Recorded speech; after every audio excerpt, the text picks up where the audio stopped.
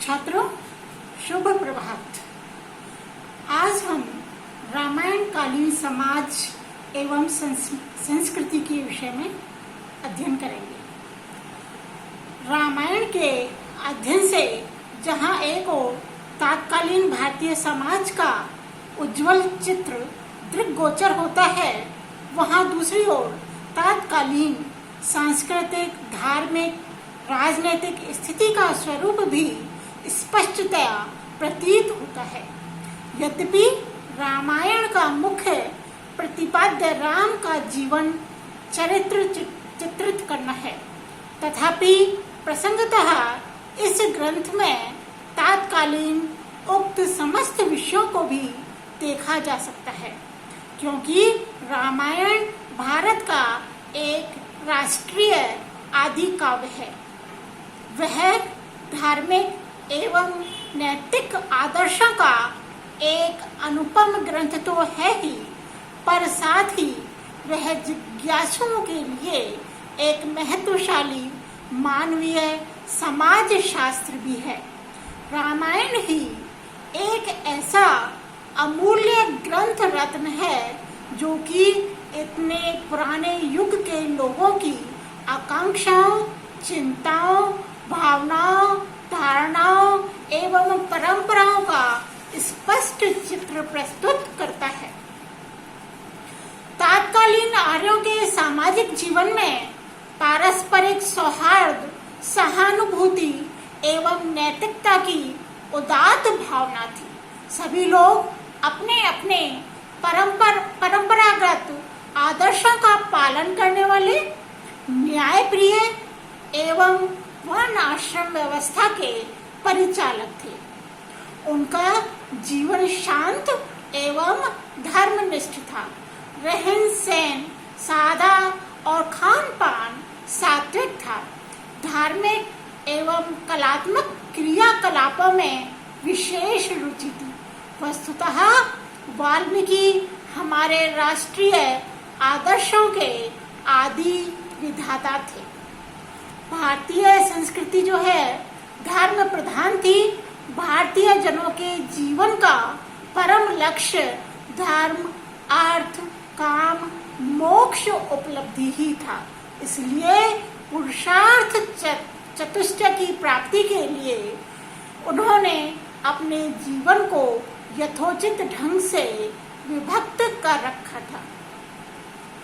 सभी वर्ण श्रुति स्मृति बोधित कर्म अनुष्ठान में तत्पर रहकर अपना लोक अभ्युदय प्राप्त करते थे।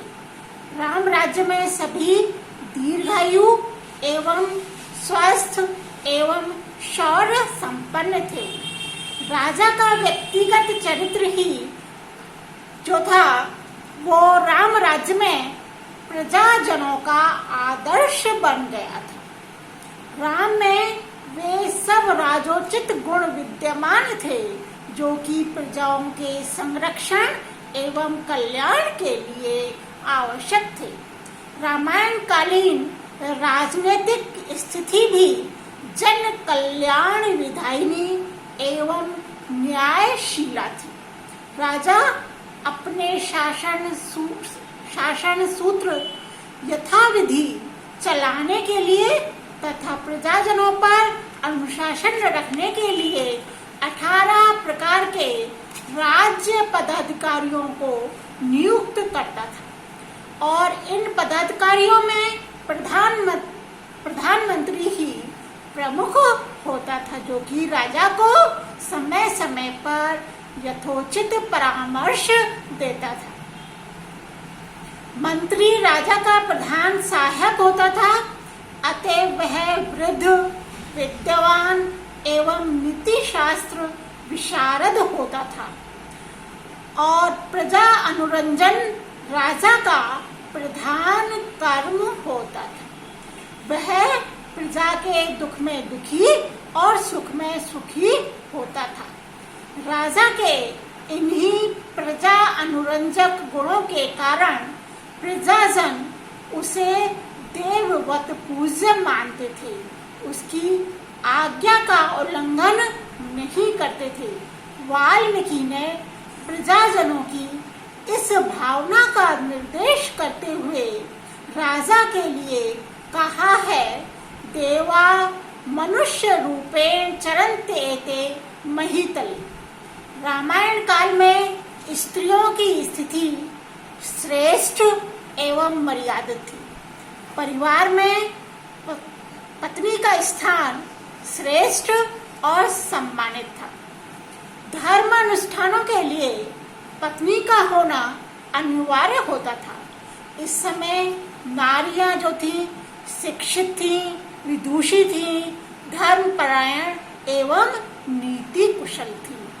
वे राज्य संचालन में मंत्रीवत राजा को परामर्श देती थी तथा उसके प्रजा अनुरंजक कार्यों में कभी भी बाधक नहीं होती थी। नारी का मुख्य कर्तव्य गार्हस्थ विधियों का संपादन करना ही था। रामायण के कुछ स्थलों से ऐसा प्रतीत होता है कि उस काल में आर्य एवं आर्यतर जातियों में पर्दा प्रथा भी थी। विशेष अवसरों पर ही स्त्रियां सार्वजनिक स्थानों पर सबके सामने आती थी, अन्यथा वे अवगुंठनवती ही होकर के रहती थी। इस काल में पातिव्रत धर्म का पालन करना ही स्त्रियों का परम कर्तव्य माना जाता था। सीता का चरित्र ही इस संबंध में प्रमाण है और वही भारतीय पातिव्रत परायण नारियों का आदर्श है। रामायण न केवल काव्य, महाकाव्य या वीर काव्य ही है, अपितु आर्यों का आचार शास्त्र एवं धर्म शास्त्र भी है। यह मानव जीवन का सर्वांगीण आदर्श प्रस्तुत करता है। यह धार्मिक दृष्टि से प्राचीन संस्कृति, आचार, सत्य, धर्म, व्रत पालन, विविध यज्ञों का महत्व आदि का पूरा इतिहास प्रस्तुत करता है। सामाजिक दृष्टि से यह पति पत्नी के संबंध, पिता पुत्र के कर्तव्य, गुरु शिष्य का पारस्परिक व्यवहार, भाई का भाई के प्रति कर्तव्य, व्यक्ति का समाज के प्रति उत्तरदायित्व, आदर्श पिता, माता, पुत्र, भाई, पति एवं पत्नी का चित्रण आदर्शग्रस्त जीवन की अभिव्यक्ति हमें हमारे समक्ष प्रस्तुत करता है। इसमें पितृभक्ति, पुत्र प्रेम, भ्रातृ स्नेह एवं जन साधारण से सौहार्द का सुंदर चित्रण देखने को मिलता है। सांस्कृतिक दृष्टि से यह राम राज्य का आदर्श पाप पर पुण्य की विजय, लोभ पर त्याग का प्राबल्य, अत्याचार और अनाचार पर सदाचार की विजय, यज्ञ आदि का महत्व, जीवन में नैतिकता और कर्तव्य के लिए बलिदान का आदर्श प्रस्तुत करता है। राजनीतिक दृष्टि से यह राजा के कर्तव्य और अधिकार, राजा प्रजा संबंध, उच्च नागरिकता, उत्तराधिकार विधान, शत्रु संहार, पाप विनाश, सैन्य संचालन आदि विषयों पर महत्वपूर्ण प्रकाश डालता है। रामायण भारतीय सभ्यता, वर्णाश्रम व्यवस्था आदि सांस्कृतिक एवं सामाजिक विषयों पर प्रकाश डालने वाला प्रकाश स्तंभ है, जिसके प्रकाश में प्राचीन भारतीय संस्कृति एवं सभ्यता का साक्षात दर्शन होता है।